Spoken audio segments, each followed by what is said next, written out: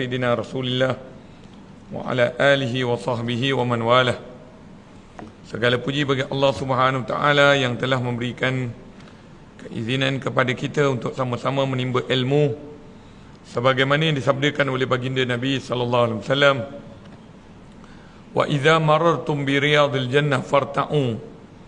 Barang siapa yang melewati taman-taman syurga, maka hendaklah ia merebutkannya. Maka di sini kalau kita lihat Rasulullah sallallahu alaihi wasallam apabila menyampaikan hadis tersebut dikeluarkan oleh para sahabat Nabi sallallahu alaihi wasallam dengan dua riwayat. Riwayat yang pertama, Rasulullah sallallahu alaihi wasallam ditanya kembali, "Wa ma riyadul jannah?" Apa dia taman-taman syurga itu? Kemudian Rasulullah SAW menjawab, "Riyadul jannah huwa hilaqiz zikir," iaitu kelompok-kelompok zikir. Dan satu riwayat yang lain juga, wafi riwayah, mengatakan iaitu majlis ilmu. Riwayat yang satu lagi berkaitan dengan tidak menyebut tentang apa dia riyadul jannah. Dia tanya kepada Nabi SAW, "Wa marta' ya Rasulullah?" Apa yang kita nak rebutkan? Maka Rasulullah SAW mengatakan kepada sahabatnya, berzikir kepada Allah Subhanahu Wa Taala dengan kalimah zikir, Subhanallah walhamdulillah wa la ilaha illallah wallahu akbar. Jadi alhamdulillah, malam ni kita akan sambung pengajian menggunakan kitab Petunjuk Tarikat ke Jalan Akhirat yang dinukilkan oleh penterjemahnya Said Ahmad Sumaid. Kerana beliau ini Al-Imam Al-Habib Abdul Haddad matanya buta, beliau tidak menukilkan. Tetapi ketika beliau mengajar, anaknya menulis kembali apa yang ayahandanya mengajar. Ada yang mengatakan anaknya, ada yang mengatakan adalah muridnya. Baik, pada malam ini insya-Allah kita akan sambung pada muka surat 12. Awalam yakfihim anna anzalna alaikal kitaba yutla alaihim. Apakah tiada mencukupi bagi mereka bahwasanya kami, yakni Allah Subhanahu Wa Taala, menurunkan ke atasmu Muhammad sallallahu alaihi wasallam sebuah kitab, yakni Al-Quran, yang dapat dibacakan kepada mereka.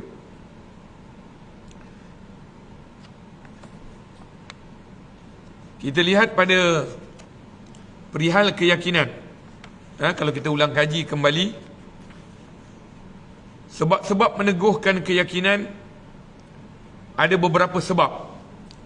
Sebab pertama di atas ini adalah pokok yang patut dipegang dengan kuat, iaitu hendaklah sang hamba itu memberikan hatinya dan telinganya untuk mendengar ayat-ayat Al-Quran dan hadis-hadis Nabi sallallahu alaihi wasallam yang menunjukkan dari hal kemuliaan Allah Ta'ala, kesempurnaannya, kemaha-agungannya, kemaha-ciptaannya terhadap semua makhluk.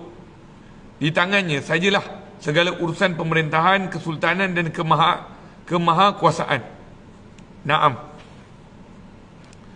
Kalau kita ingat dulu pernah satu peristiwa berlaku di dalam peperangan.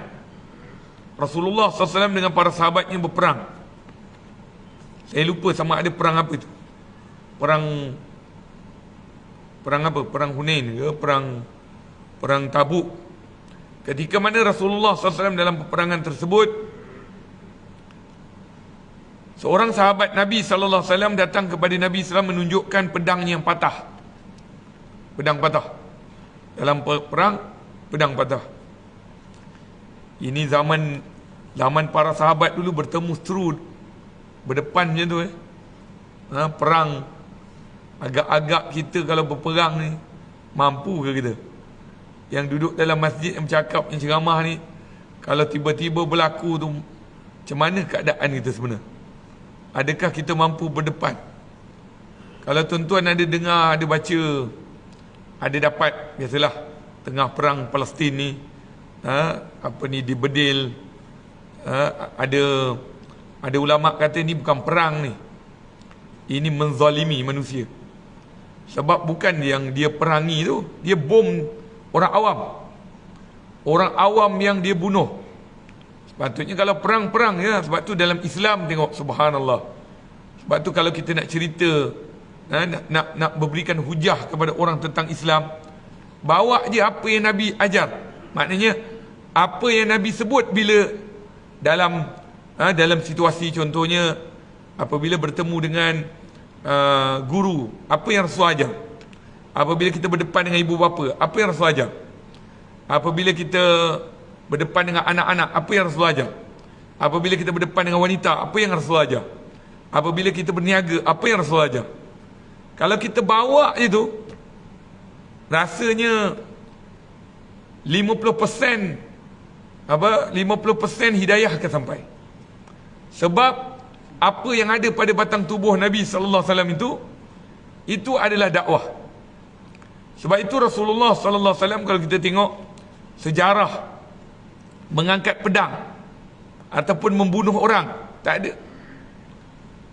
Cari dalam perang yang Nabi SAW bunuh orang. Cuba cari. Pernah dengar Rasulullah bunuh? Kita akan lihat di sana.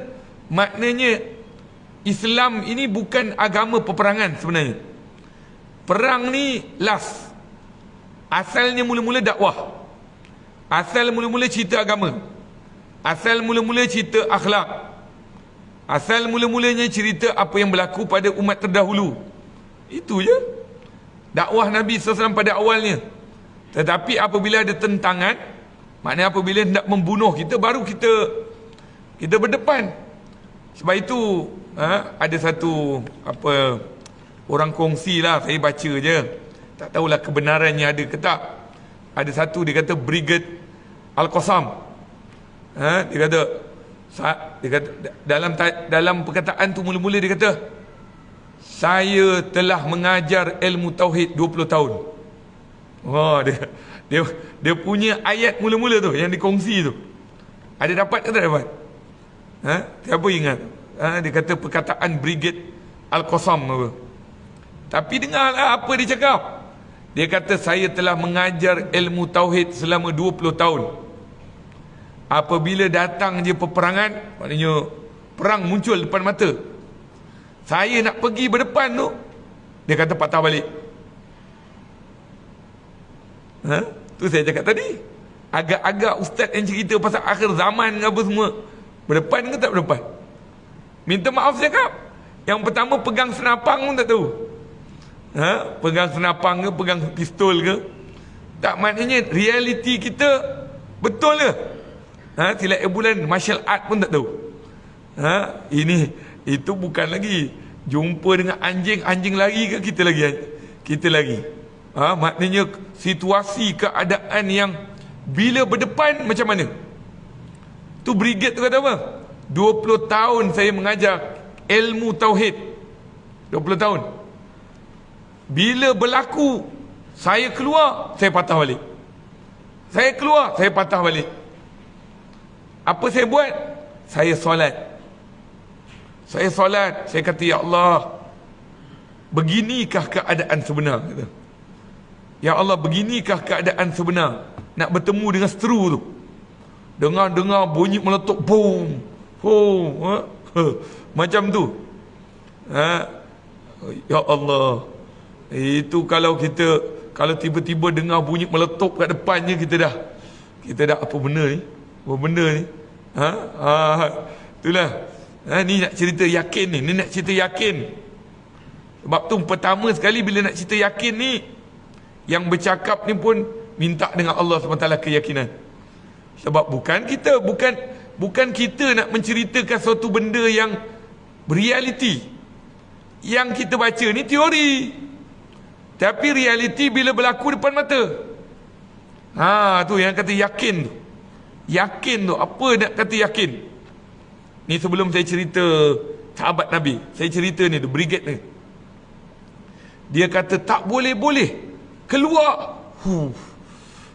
Perasaan gerun, takut tu ada. Nak keluar, tak boleh. Takut. Apa dia buat? Dia kata, saya lazimkan bangun malam. Saya lazimkan bangun malam. Ni anak-anak muda yang punya semangat-semangat ni, yang kata solidariti ni. Berapa banyak kita bangun malam? Berapa banyak kita bangun malam? Sahabat Nabi sallallahu alaihi wasallam lambat datang pertolongan Allah, mereka semua duduk berbincang. Kenapa ya? Kenapa kita ni rasa gerun dengan musuh? Koreksi, muhasabah. Dua keluar pada sahabat Nabi. Pertama, sahabat kata, siapa di antara kita bangun malam? Tu, bangun malam. Yang kedua, sahabat kata, ada tak sesuatu sunnah Nabi yang pada zaman Nabi dulu kita buat, sekarang kita tinggalkan? Allahu Akbar. Bila sebut je, saya bagi excuse saya dululah. Saya punya kayu siwak tinggal kat dalam kereta. Kalau saya tengok ulama-ulama habaib ni, kalau dia terjemah je sebut kayu siwak, dia keluarkan. Dia kata kayu sugi. Sebab inilah pertolongan Allah SWT. Yang dalam peristiwa tu sahabat kata, rupa-rupanya masa mereka berbincang tu, ada jasus, ada mata-mata, ada spy. Teringat guru saya Sayyidina Umar, kalaulah zaman Nabi dulu, zaman para sahabat pun ada pengkhianat, ini kan pula zaman hari ni. Faham tak mana? Makna dalam kita ramai ni belum tentu semuanya telus. Setiap bulan ada yang datang tengok apa perkembangan surau An-Nur ni. Ada tak apa-apa yang bercerita pasal benda-benda yang pelik-pelik? Lepas tu di-viralkan. Jadi sebab tu, sebelum ada SB, saya cakap SB dulu. Biar pun apa pun, kita cakap kulil haq walau kana murran. Bercakap benar walaupun benda tu pahit sekalipun. Kulil haq walau amam sultanu jair. Bercakaplah benar walaupun depan sultan yang zalim, raja yang zalim. Jadi ketika mana sahabat berbincang tadi, mana siapa pegang kayu sugi? Semua para sahabat, tak ada kayu sugi. Rupanya dalam tu ada apa? Ada jasus, ada mata-mata daripada orang musuh. Lepas tu semua kata, tu nampak tu pokok kayu sugi, kayu arak nama dia, pokok kayu sugi. Semua sahabat Nabi pergi, patahkan dengan tangan. Ialah pokok kayu arak buat kayu sugi, patahkan, ambil seorang-seorang, gigit. Kayu sugi kan gigit dulu, gigit. Lepas tu apa nama yang jasus tadi, pemata-mata, oh ini luar biasa, dia slow dia susuk sasap, dia lari, dia pun pergi dekat tempat yang nak pergi perang tu. Kalau tak salah saya, itu perang Mu'tah. Perang Mu'tah tu, saya pergi Jordan, ada satu tempat nama dia Mu'tah. Ada ustaz-ustaz kita yang kadang-kadang belajar universiti, dia bagi universiti Mu'tah. Tu universiti kat Jordan. Jadi dia pun balik, dia pergi jumpa dia punya ketua. Tuan, jom kita tinggalkan tempat ni. Kenapa? Aku dah tengok dah, orang Islam sudah jadi cannibal. Kata, kenapa cannibal? Dia sudah gigit pokok. Cuba bayangkan, dia gigit pokok semua orang. Kalau dia gigit pokok, dia gigit kita punya tulang habis. Akhirnya mereka cabut semua, lari lintang bukang. Sahabat datang, semua dah tak ada. Allah. Kat situ pertolongan Allah. Yang kita menjerit-jerit, kata berapa ramai anak-anak muda kita solat bangun malam. Berapa ramai anak muda kita hidupkan sunnah Nabi. Berapa ramai. Sebab tu saya pernah cakap dengan Tuan Razak tadi. Saya cakap, ada tak jalan saya nak masuk PLKN? Saya nak masuk PLKN versi didik bangsa saya dengan cara rohani, bukan cara adalat, cara kekuatan. Hari ini kita banyak kekuatan. Siapa boleh lawan? Fight. Siapa ada silat? Siapa ada kungfu? Siapa ada karate? Tapi berapa ramai yang boleh jaga solat awal waktu? Alhamdulillah. Saya tadi berhenti sekejap, solat dulu, betul-betul azan, solat dulu, lepas tu boleh jalan. Nak ceritakan solat awal waktu ni pertolongan Allah. Nak ceritakan solat berjemaah pertolongan Allah. Sebab sebenarnya kekuatan ni bukan kekuatan kita. Sebab tu hari ni Yahudi tengah pening kepala. Macam mana mereka duduk depan Dabbabat, dia panggil Dabbabat dalam bahasa Arab, Dabbabat tu, kereta kebal. Macam mana anak muda dia boleh duduk depan kereta kebal, meletup. Maknanya apa punya kekuatan yang ada pada orang Palestin tu. Sebab tu sebenarnya kalau kita tengok apa berita yang ada dalam berita CNN ke apa semua, sebenarnya banyak diubah je. Dia tengah takut ni, macam mana orang Palestin tengah bangkit. Dan kita orang yang belajar agama, kita tahu Nabi sebut, Nabi kata pertolongan itu ada di Palestin sendiri. Para sahabat tanya, ya Rasulullah, bagaimana keadaan itu? Allah akan bantu Islam itu. Maka para sahabat kata, ya Rasulullah, di mana mereka itu? Mana tentera-tentera itu kat mana? Dia kata, hum fi aknafil Aqsa. Mereka ada di daerah-daerah Masjid Aqsa. Jadi maknanya tak mustahil lah mereka itu adalah orang-orang yang Allah pilih. Sebab tu kita minta dia keluar negara, dia pun dia nak duduk situ. Sebab dia tahu kalau kami tak duduk, siapa nak duduk? Nak tunggu kita datang?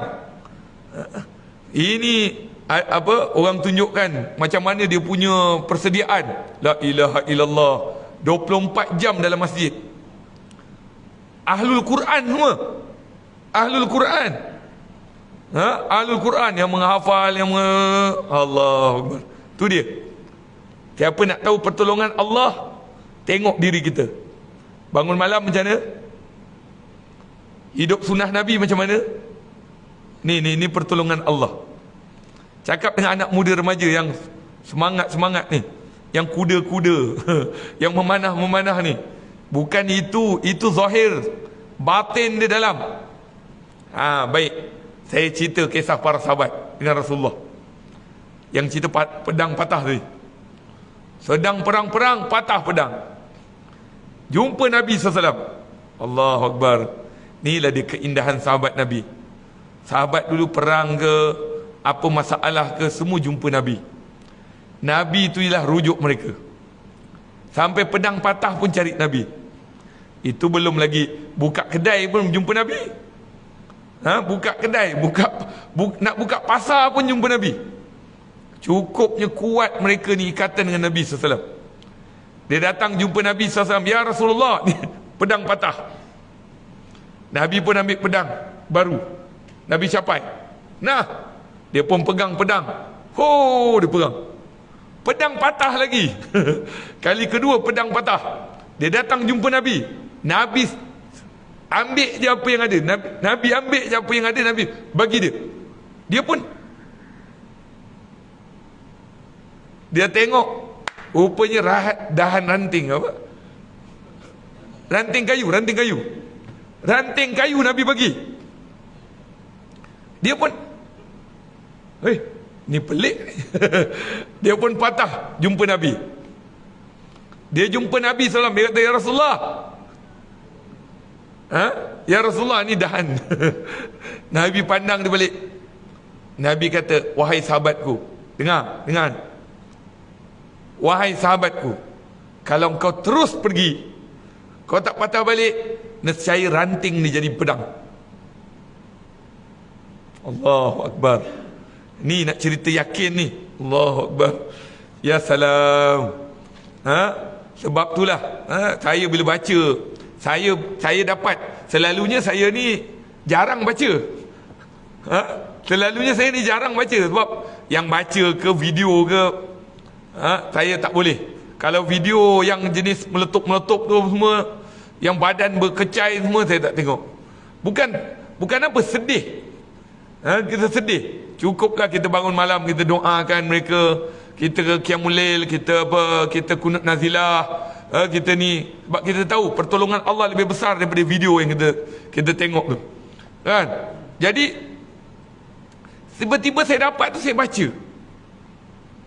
Saya sendiri bila baca tu, ya Allah, aku lagilah pagi, petang, malam pengajar. Tak kejar sini, ngajar sini, ngajar sini, ngajar sini. Apa ni, Zakir semua tahu ni. Saya selalu kongsi, saya buat itu, apa namanya, dia bukannya grup WhatsApp, apa satu lagi tu yang kita bawa orang kumpul dalam kita punya grup tu, apa nama dia? Alah, kalau WhatsApp, grup WhatsApp ni orang tahu kita ada dalam tu. Ini kita ambil nama-nama orang, kita masukkan, kita buat grup, apa nama? Kan dalam WhatsApp tu, apa nama pula tu? Apa nama tu? Bukan hotspot. Saya tak bawa handphone ke? Handphone dalam kereta? Tak apalah. Apa nama tu? Allahu Akbar. Bukan dalam WhatsApp tu. Kita ambil nama orang je, kita buat grup tu, tapi bukan grup WhatsApp, tapi kita boleh hantar ramai-ramai. Apa nama tu? Broadcast. Terima kasih kepada yang menjawab. Broadcast. Jadi saya selalu hantar. Tuan tahulah, Ustaz Ahmad ni kejap ada. Yang baru-baru ni saya dekat Surabaya. Surabaya. Berbawa ke Syekh Muhammad Omar Al-Khatib. Dia pemegang sanad Al-Quran Qiraat 10. Jadi saya bawa dia berdakwah. Pergi Sarawak itu, lepas tu Surabaya tu yang tak dapat datang bulan lepas. Baik. Jadi itulah saya baca tu, Allah, saya sendiri seriau.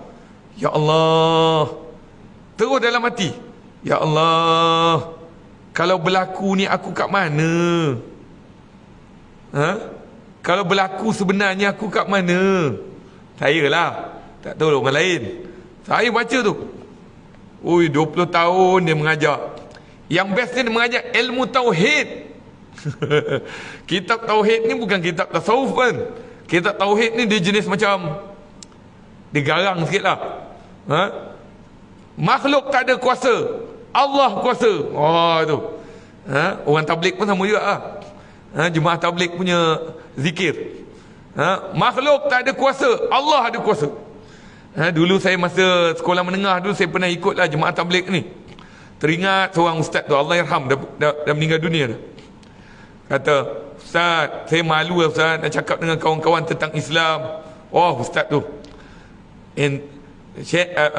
apa kata, Syahrul, saya nama saya Syahrul Nizam, nama asal.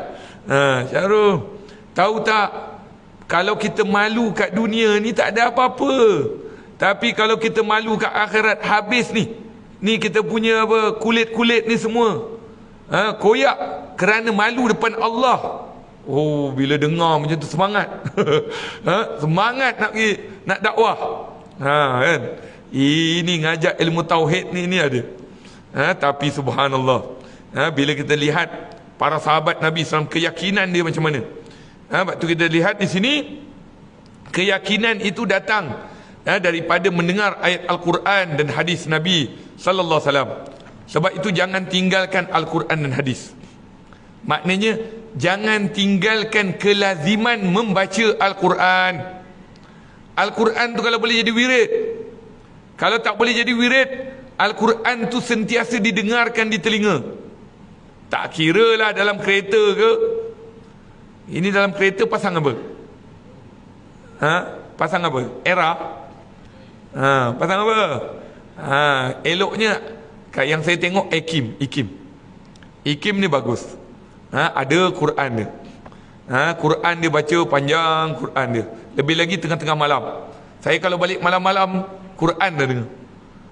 Bila kita dengar Quran ni baca, Allah. Lebih-lebih kalau kita faham. Kan? Baik. Tu orang dulu masa saya belajar di Hadramaut, kalau dengar azan lepas kita cakap tu makna benar tu. Selalunya kalau kami belajar di Hadramaut, tengah-tengah mengajar tu tiba-tiba azan, Allah Sadaqah hadzal kalam. Benarlah perkataan ini. Jadi sudah bunyi banyak azan.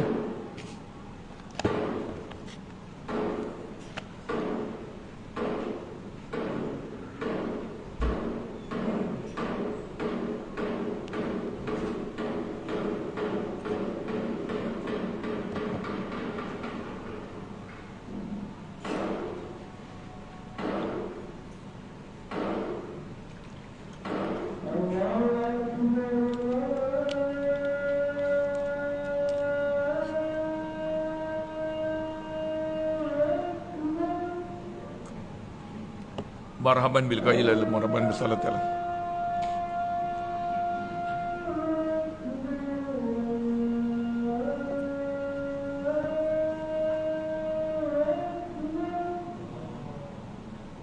Allahu akbar, Allahu akbar.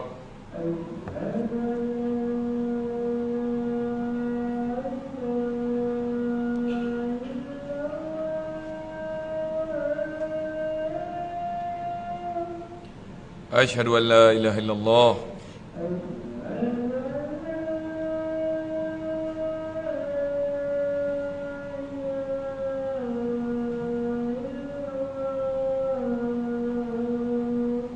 Asyhadu an la ilaha illallah.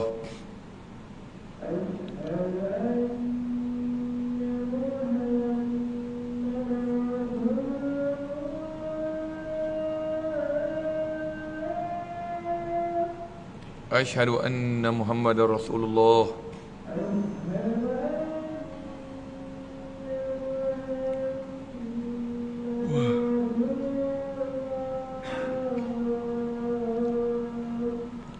Asyhadu anna Muhammadar Rasulullah.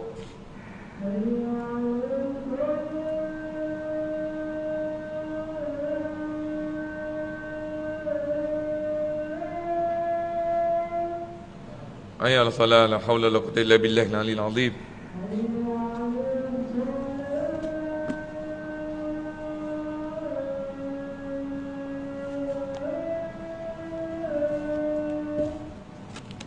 La haula wala quwwata illa billahil aliyyil azim.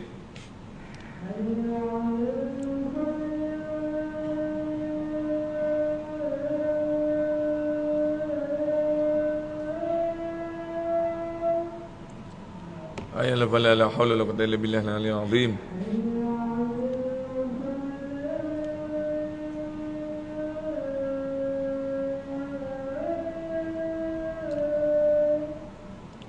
Ayat fala la haula wala quwwata illa billahil azim.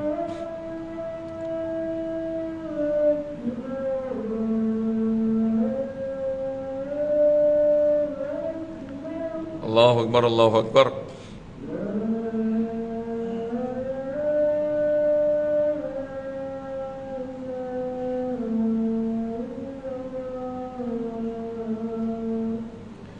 La ilaha illallah Muhammadur Rasulullah sallallahu alaihi wasallam taslima.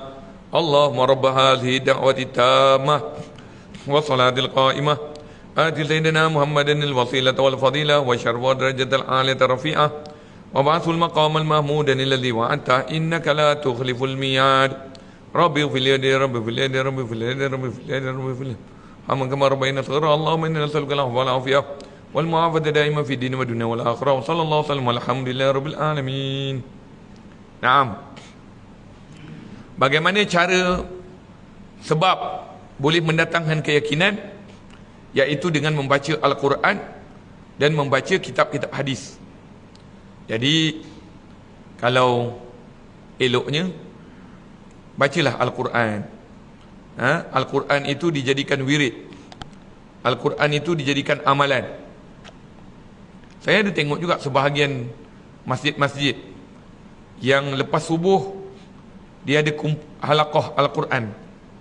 Lepas sembahyang subuh hari Sabtu Ahad, kebanyakan Sabtu Ahad, tapi saya tengok hari biasa pun mereka buat.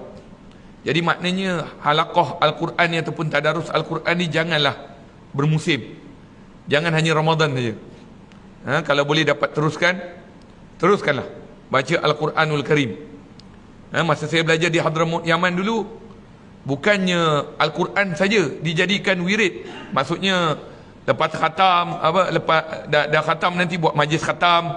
Tak, ulama-ulama buat majlis baca hadis, dipanggil sima'ul ahadis. Baca je, dia bukannya syarah, dia tak syarah, dia baca je.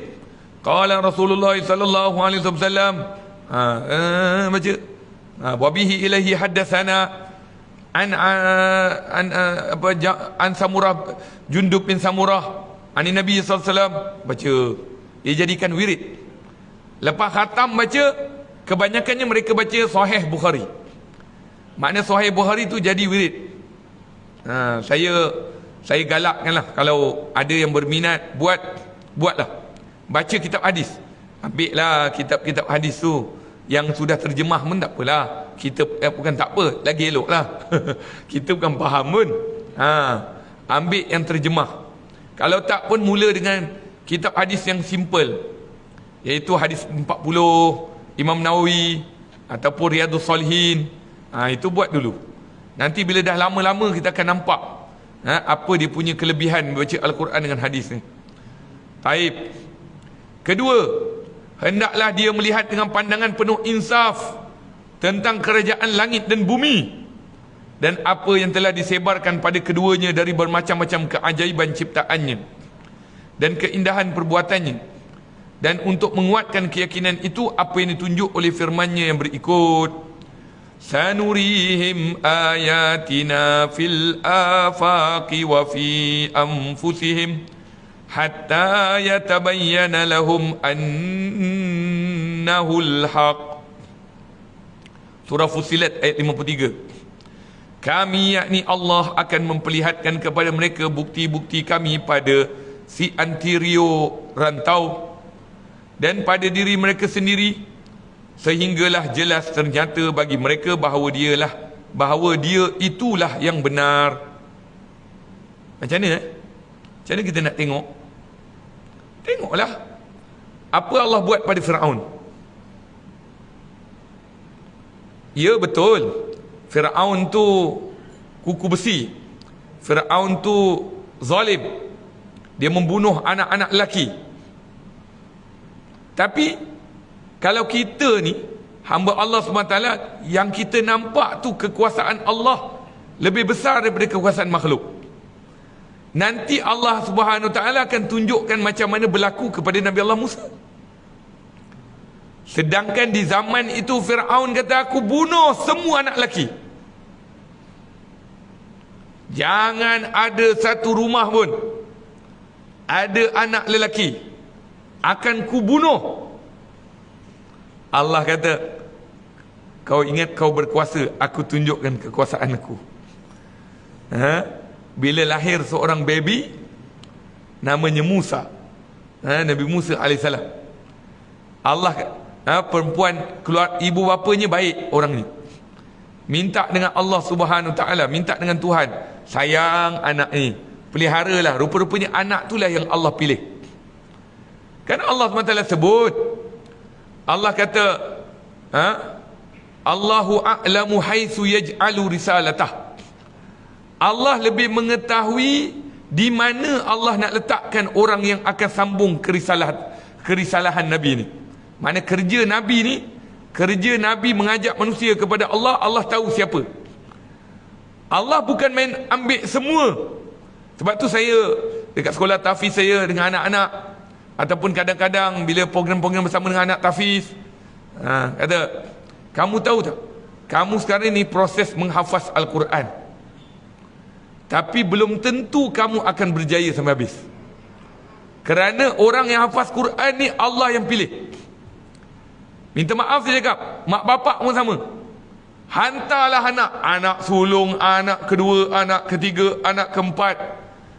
Tapi kadang-kadang anak pertama tak jadi, anak kedua tak jadi, anak ketiga jadi. Sebab kerja ni bukan kerja kita. Kerja pilihan untuk dakwah ataupun kerja pilihan untuk sambung kerja Nabi ni memang Allah pilih. Allah yang letak siapa yang dia akan pilih untuk buat kerja dia. Namun bukanlah orang yang buat kerja tu terus senang, lenang ataupun ni. Dia pun kadang-kadang perlu menghadapi ujian. Ujian keluarga, ujian kehidupan. Tapi samalah juga. Dia perlu diuji oleh Allah Subhanahu wa ta'ala. Sebab itulah Nabi Musa macam mana? Akhirnya Allah kata, letakkan anak itu di dalam mimpi. Letakkan anak itu di raga. Yang mana raga tu lalu kan. Kalau ikutkan, raga tu patutnya aliran dia bukannya ke dalam istana. Tapi Allah yang lawankan apa ni? Arah. Sebab kerja Allah. Lawan arah tu. Sampai tengah isteri Firaun sedang bermandi-manda dekat sungai. Lalu nampak baby. Nampak baby. Oh sayang baby ni. Puteri permaisuri. Jangan permaisuri. Ni tak boleh ni. Sekarang dapat suami kamu Firaun.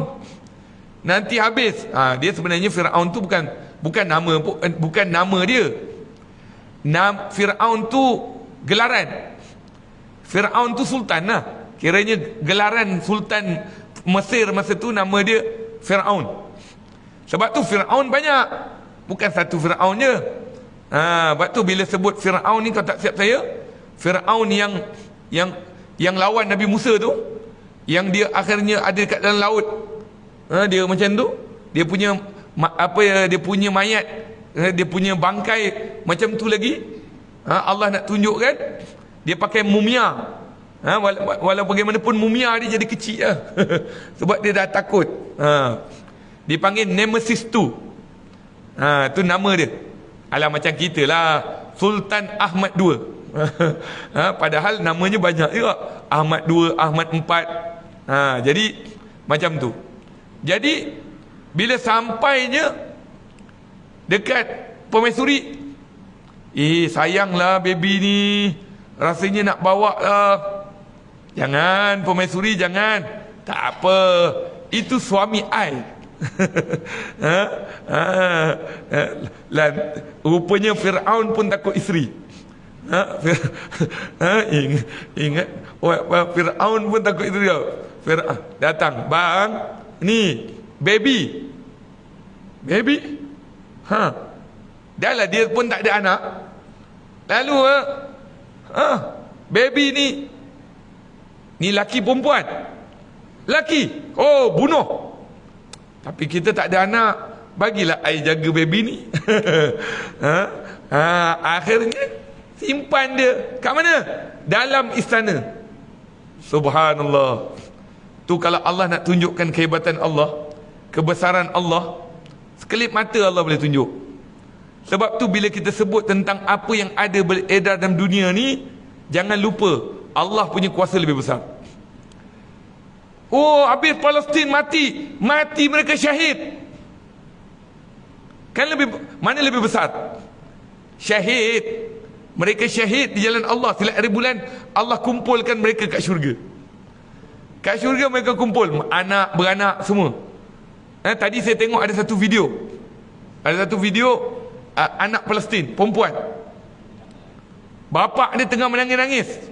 Tiba-tiba anak dia kata, "Pak, saya nampak ada rumah. Saya nampak ada sungai." Allahu Akbar. Tu apa tuan-tuan? Syurga Allah.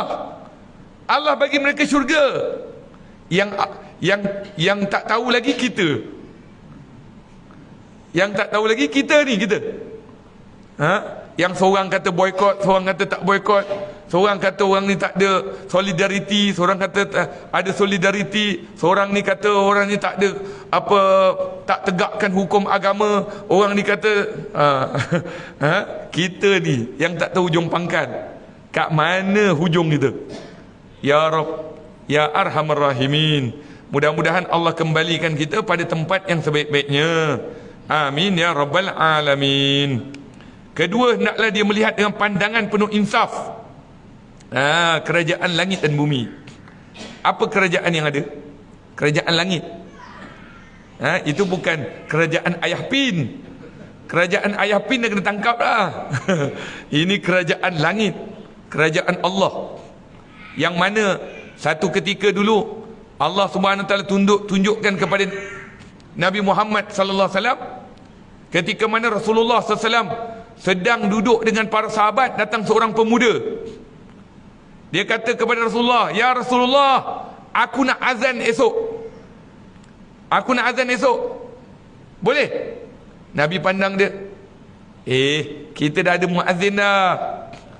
"Ya Rasulullah." Lepas tu ada orang-orang lain lagi jawab, "Rasulullah, dia punya suara sedap. Suara dia bagus, suara dia merdu lagi." Lepas tu Bilal bin Rabah diam je. Rasulullah kata, "Tak apa, Bilal, kita dah ada dah muazzin Bilal." Akhirnya Bilal tengok dia pula kesian. Dia kata, "Ya Rasulullah." "Tak apa Rasulullah, aku bagi hak aku pada dia." Nabi pusing. "Siapa suruh?" "Siapa suruh?" Nabi kata. Baik Rasulullah." Hormat dengan Nabi SAW. Tapi lepas tu Nabi kata, "Baiklah." Itu Nabi tu jiwa rahmah dia kuat. Walaupun mulanya dia tak begini, tapi lepas tu ada. Nabi kata, "Baiklah, boleh, kamu azan esok, azan subuh." Dia pun azan. Masya Allah, para sahabat semua, ini azan paling best kali ni, azan paling merdu, sedap didengar. Sembayang dengan Rasulullah. Imamnya Nabi Muhammad SAW. Ni zaman Nabi Muhammad ada benda ni berlaku. Agak-agak zaman sekarang ada tak orang tu? Ini masa Rasulullah tengah mengimamkan solat, habis Assalamualaikum warahmatullahi, Assalamualaikum warahmatullahi. Habis semayang, Assalamualaikum warahmatullahi. Nabi Muhammad pusing. Tu malaikat Jibril, tapi dia ubah jadi orang biasa. "Ya Muhammad, penduduk di bumi tak solat ke hari ni? Penduduk di bumi tak solat ke hari ni?" Rasulullah pandang. So pandang, "Tak, kami baru habis solat." Lepas tu tanya lagi, "Adakah penduduk di bumi hari ni tak solat?" Dia kata, "Tidak, solat." "Kenapa penduduk di langit tak dengar azan?" Azan tak dengar. Tu penduduk di langit ni. Tuan-tuan, semua yang hadir di sini, jangan ingat atas ni kosong.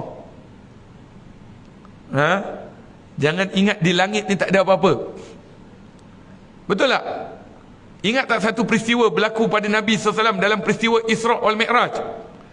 Ketika mana Nabi SAW naik ke langit, bila Nabi sampai ke atas, tiba-tiba Nabi nampak. Nabi kata, "Ya Jibril, kenapa aku tengok dekat bawah ni gelap semacam, gelap, hitam pekat?" Lalu Rasulullah, malaikat Jibril kata, "Ya Rasulullah, kalaulah kata apa? Sesungguhnya gelap itu adalah syaitan. Syaitan menutup langit ni semua. Syaitan menutup." Lalu Rasulullah tanya, "Kenapa?" "Sebab andai kata syaitan ni tak ada, nescaya umatmu akan lihat benda-benda ajaib di langit." Akhirnya mereka beriman kepada Allah, akhirnya mereka yakin kepada Allah, tapi sebab ditutup. Baik. Jadi maknanya cerita mengenai penduduk di langit dan bumi ni sebenarnya ada kerajaan Allah. Namrud mati dengan sebab apa? Namrud mati dengan sebab apa? Nyamuk. Nyamuk tu kerajaan Allah, tentera Allah. Masuk sekali je, habis. Dikacau sistem dalam badan, mati Namrud. Yang bunuh, yang nak bakar Nabi Ibrahim AS. Ingat, dia boleh buat apa saja. Allah, bila sampai datang ketentuan Allah, tak ada apa-apa kuasa boleh. Sebab itu kita kerja kita sekarang, kita cari Allah, minta Allah, ya Allah, datangkan pertolongan, ya Allah, bantu umat Islam, ya Allah. Jangan buat maksiat, lakukan ketaatan pada Allah, ramaikan umat Islam duduk dalam masjid, insya-Allah pertolongan Allah akan sampai. Ketiga, hendaklah dia mengamalkan sesuai dengan apa yang sudah dipercayainya, baik lahir maupun batin, lalu dia berterusan dan berbuat seperti itu dengan sepenuh daya dan upaya yang boleh. Dan sebagai buktinya, cuba lihat firman Allah Ta'ala yang berikut, walladzina jahadu fina lanahdiyannahum subulana. Dan mereka yang berjihad pada jalan kami, akan kami tunjuki mereka ke jalan kami itu. Maknanya apa? Yang ketiga ni, apa yang kita dah belajar, apa yang kita dah tahu, amal. Tu je. Yang ketiga ni maknanya nak datang keyakinan, buat apa yang kita dah belajar. Yang kita dah belajar, masuk tandas kaki kiri, teruskan. Masuk tandas tutup kepala, buatkan. Masuk masjid kaki kanan, buat. Apa lagi? Maknanya apa yang kita tahu, buat. Baca doa. Apa ni, bila makan baca doa. Bila habis makan, basuh tangan, baca doa. Ini semua. Bila naik kereta, baca doa. Bila masuk masjid, baca doa. Allah maftah li abwaab rahmatik. Baca doa. Jadi maknanya, apa yang kita tahu, amalkan. Mudah-mudahan Allah bukakan pintu kasih sayang Allah Subhanahu Wa Taala. Insya-Allah pada pengajian yang akan datang, kita akan sambung pada bab buah keyakinan. Ini tadi sebab, buah pula. Apa buah nak bagi? Sebab kita dah belajar, ni buah pula. Wallahu ta'ala alam. InsyaAllah bulan depan. Bulan depan apa? Tahun depan. Kita akan bertemu tahun depan, insya-Allah. Kalau Allah panjangkan umur, insya-Allah kita bertemu lagi. Allahumma inna nas'aluka al-'afwa wal 'afiyah wal mu'afata daimah fid din wa al akhirah. Ya Allah, Tuhan kami, sesungguhnya kami ini hamba-Mu yang kerdil, yang lemah, yang hina di depan-Mu, ya Allah. Tidak ada daya dan upaya melainkan kekuasaan-Mu, jua petunjuk-Mu, ya Allah. Engkau yang memberikan kekuatan apabila Engkau ingin memberikan kekuatan, dan Engkau akan memberikan ujian apabila Engkau ingin memberikan ujian. Sesungguhnya kekuatan dan ujian itu hanya milik-Mu, ya Allah.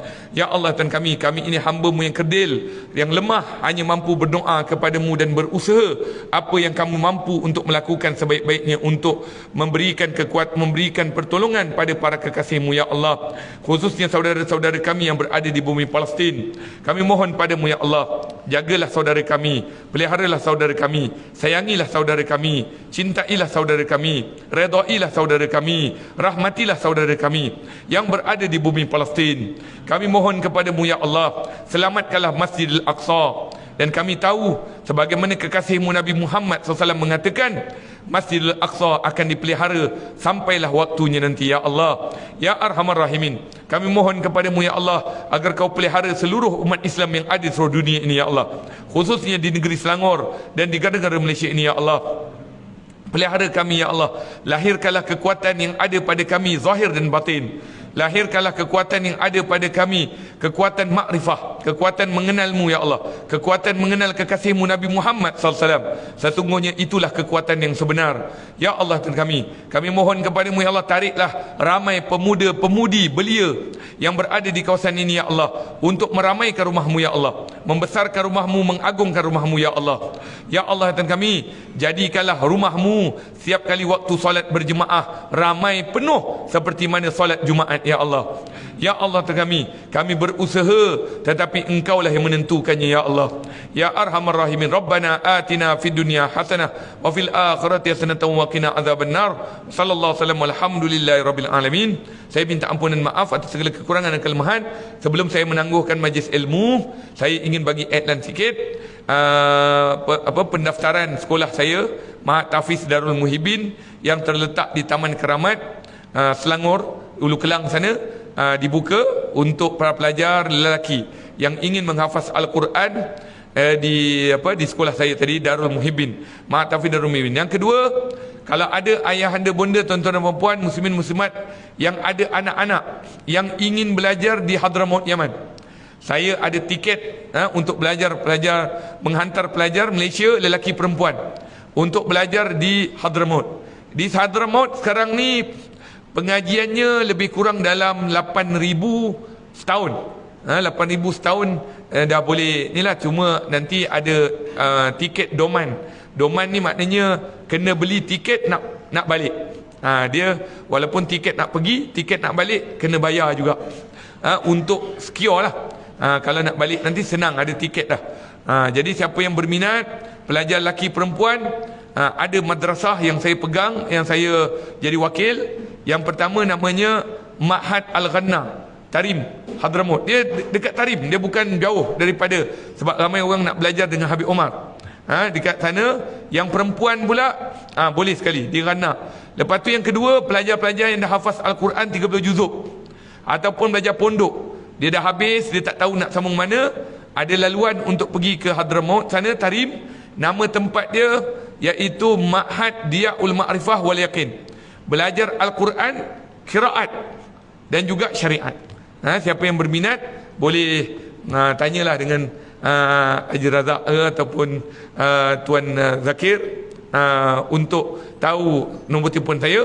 Boleh hubungi bagaimana nak sambung belajar ataupun nak belajar di Malaysia saja di tempat saya. Hadza wabillahi taufiq wal hidayah. Assalamualaikum warahmatullahi taala wabarakatuh.